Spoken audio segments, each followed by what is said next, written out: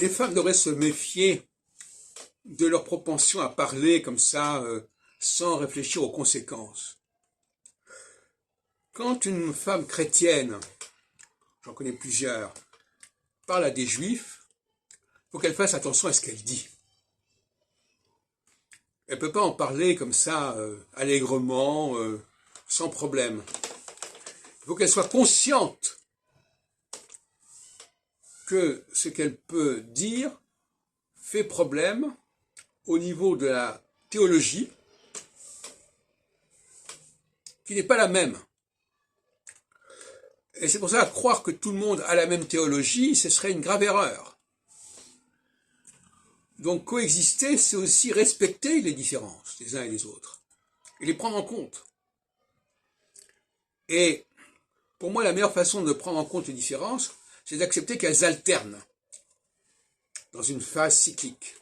Il y a un temps pour ceci, un temps pour cela, dit l'Ecclésiaste. Eh bien, c'est exactement ce qu'il faut faire. Et il ne faut pas parler dans une sorte d'absolu, une vérité absolue. Et il faut aussi situer les choses dans le temps.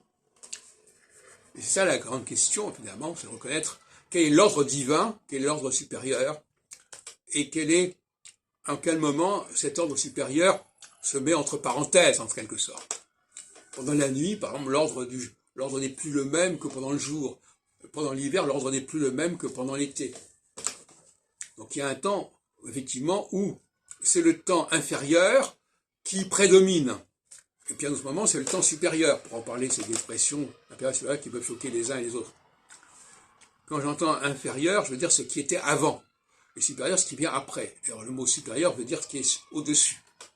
Au-dessus, c'est-à-dire qui s'est mis par-dessus.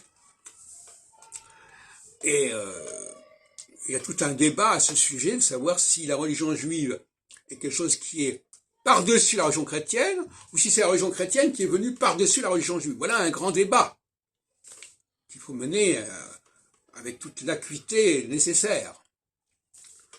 Et effectivement, puisque ce débat existe, il faut en avoir conscience.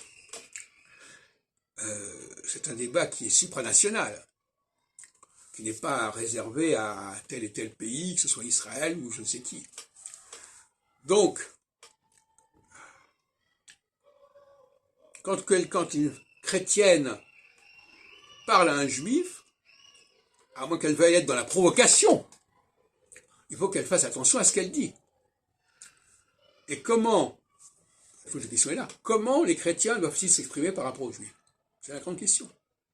Et inversement aussi, mais vu que les christianisme a mis en place quelque chose, c'est à eux de savoir gérer ce qu'ils ont mis en place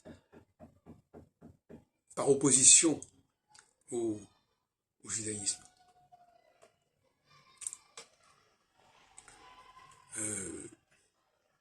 Qu'est-ce qu'ils ont construit?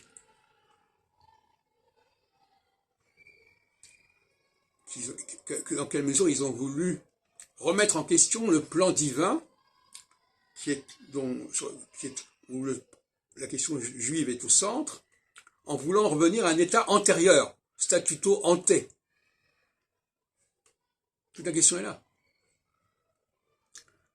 On parle d'évolution, et dans un certain nombre de cas, il ne s'agit pas d'une évolution, il s'agit d'un retour en arrière, d'une régression. Voilà la grande question diachronique qui se pose à l'historien des religions aujourd'hui. Qu'est-ce qui était avant, qu'est-ce qui était après?